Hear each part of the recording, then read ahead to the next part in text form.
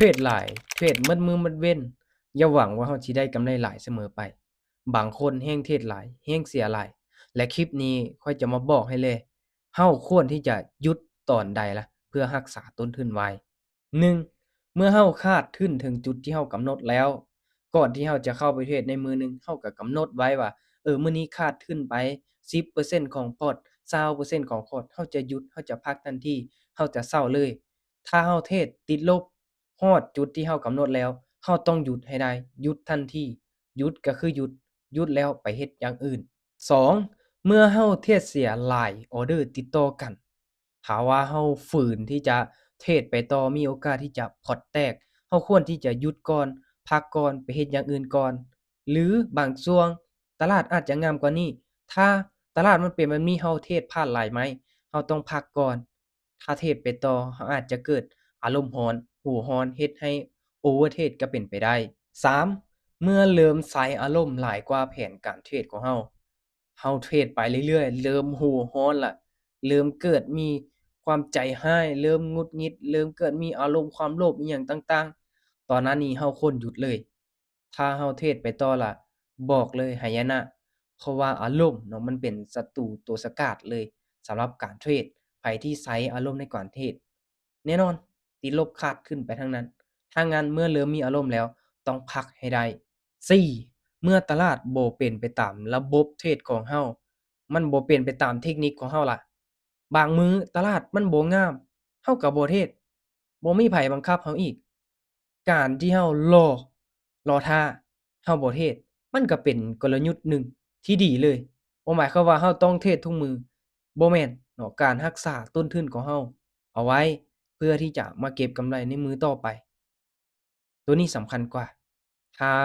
ตลาดบ่เป็นไปตามเทคนิคโอเคเราก็บ่เทรดเลย ตลาดมัน24ชั่วโมงมื้อนี้บ่เทรดมื้อหน้าจั่งเทรดก็ได้บ่จำเป็นต้องฝืนเข้าไปเทรดต้องมีกฎเหล็กกับตนเองตลาดบ่เป็นตาเทรดก็บ่เทรด5เมื่อเราเฮ็ดกำไรตามเป้าที่เราได้ตั้งไว้แล้วหลายคนเทรดเสียญ้อนว่า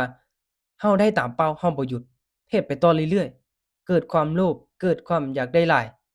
ตัวนี้แหละหายนะเลยแหละถ้าว่าเราได้ตั้งเป้าหมายไว้มื้อนี้เราจะเก็บ5%เราจะเก็บ10%ถ้าได้ตามเป้าแล้วปิดหน้าจอพักรักษากำไรไว้ถึงว่ามันสิได้น้อยก็อย่ารักษาไว้เพราะว่ามันได้ตามเป้าแล้วเราต้องเป็นคนที่มีวินัยกับตนเองได้ก็ตามเป้าหยุดก็คือหยุดเซาก็คือเซาถ้าเราเฮ็ดได้นี่บอกเลยแหละความสำเร็จหรือว่ากำไรระยะยาวนี่หาบ่ยาก นี่คือ5ข้อสำคัญที่ข้อยอยากแบ่งปันให้ทุกคนมื้อนี้การที่เราจะเทรดให้ได้กำไรให้อยู่รอดการที่เรารู้จักว่าตอนใดบ่ควรเทรดตอนใดควรเทรดตัวนี้ก็สำคัญหลายบ่หมายความว่าสิเทรดอย่างเดียวโดยบ่คำนึงถึงผลที่จะตามมาเลยถ้าเรารู้ว่าตัวนี้ควรหยุดก็คือหยุดแท้ๆเนาะถ้างั้นไผที่กำลังเทรดกำลังลงทุนอยู่ควรที่จะเก็บไว้คิดพิจารณาเบิ่งว่าตนเองกำลังเป็นแบบใดกำลังเทรดติดลบบ่ มีกำไรบ่หรือว่าจั่งใดเนาะข้อยย้ำว่าทุกๆการลงทุนการเทรดมีความเสี่ยงสูงหลายข้อยเองได้เฮ็ดคลิปเผยแพร่ความรู้ให้กับคนที่กำลังเทรดกำลังลงทุนอยู่ในณปัจจุบันคนเบิ่งคลิปข้อยหลายเนาะแต่ละช่องทาง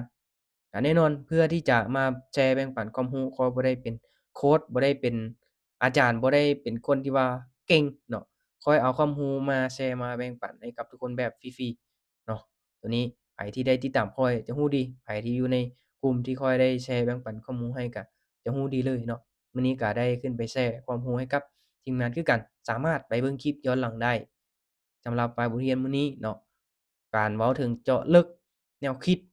ของเทรดเดอร์ที่ประสบความสำเร็จเนาะก็เป็นบทเรียนที่สำคัญหลายทุกคนสามารถไปเบิ่งคืนได้เนาะย้ำว่าทุกการเทรดการลงทุนมีความเสี่ยงสูงหลาย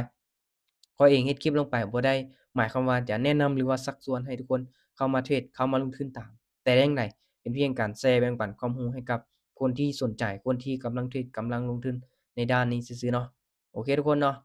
ถ้างั้นใครที่เห็นคลิป